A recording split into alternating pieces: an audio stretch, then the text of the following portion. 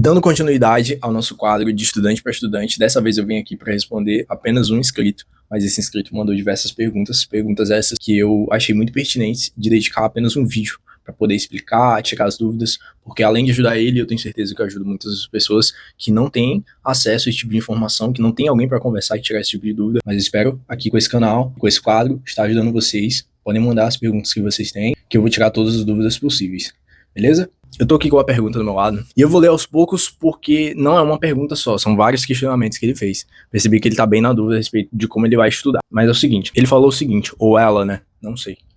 Tô com um pouco de dúvida na questão da revisão, como é que eu devo fazer, e se ele deve dedicar quanto tempo aos flashcards, né? Todo o tempo somente a flashcards? Eu vou tentar responder da maneira mais ponderativa possível, porque eu não sei o teu contexto, mas eu vou trabalhar de todas as formas possíveis aqui nessa pergunta. Se você está em uma etapa da preparação sólida, em que você já tem a teoria, só precisa revisar, você sim pode substituir as aulas por flashcards, a não ser que você veja que existe uma certa área que você tem uma lacuna forte que você realmente precisa rever as aulas. Mas você pode perfeitamente substituir toda a sua teoria por flashcards, entendeu? Contanto que eles estejam organizados e contanto que você mantenha uma rotina com eles. Como é que funciona mais ou menos?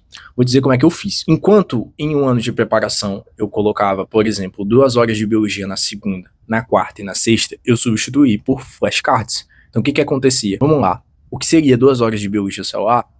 Eu pegava o baralho de biologia celular, redefinia ele, fazia todos os flashcards daquele baralho num dia só, certo? E esse tempo que eu levava era muito menor, era metade, era 1 hora mais ou menos assim. E quando eu já tava com um grau de fixação mais alto, eu revisava em 30, 45 minutos toda uma área inteira de biologia celular. Então o Anki ele te permite ter essa flexibilidade e eu apenas substituí a teoria das aulas pelos baralhos de flashcards. Eu consegui ter uma rotatividade de revisão muito grande, né? Às vezes eu revisava a biologia inteira, voltava e revisava de novo, entendeu?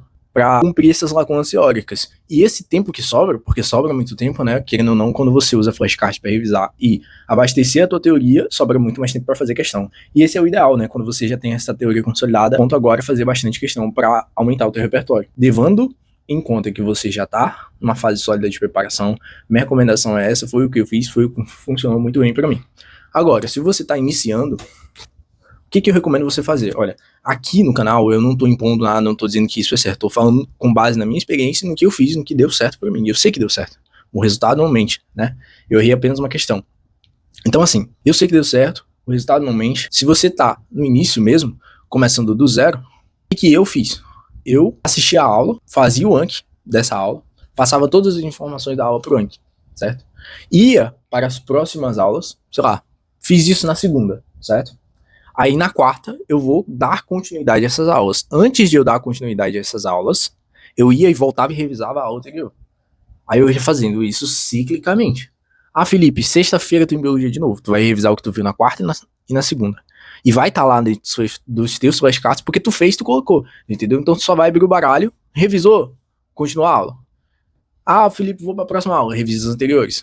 Entendeu? Se tu manter isso de forma cíclica, tu vai revisar de forma espaçada, tu vai revisar de forma ativa, tu vai fixar o conteúdo como tu nunca viu. Eu garanto, se você fizer isso, você vai chegar a fazer a lista, né? Porque geralmente você estuda a teoria de uma certa área e faz uma lista para ver se você, uma lista de questões para ver se você tá bem.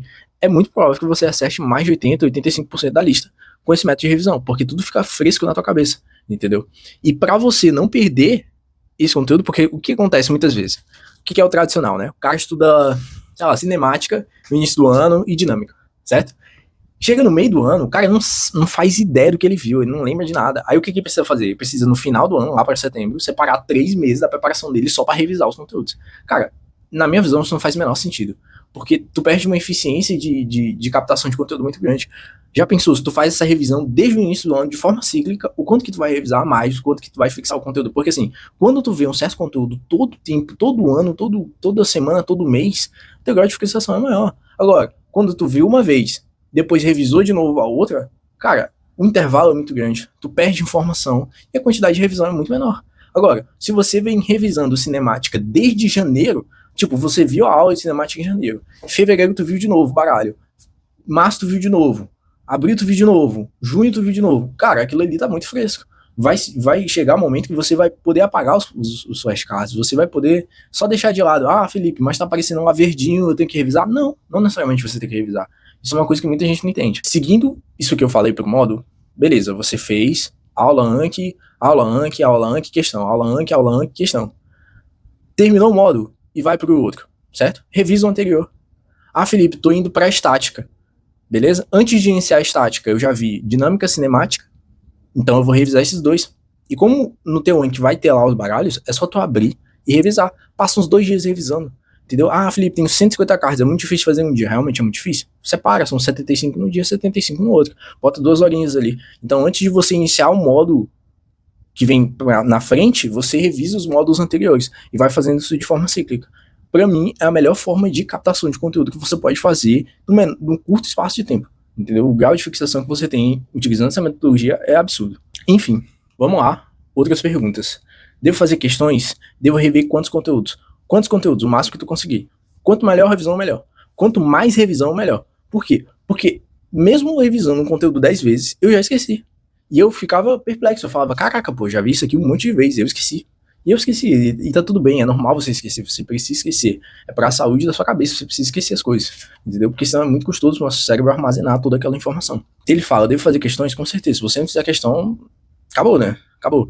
Eu acredito fortemente que uma pessoa que não tem um grau de repertório de questão, não tem um volume de questão grande, ela não vai ter um desempenho tão alto, nem em vestibular, em concurso nenhum. Pergunta assim também, o conteúdo completo ou uma quantidade de determinados simulados?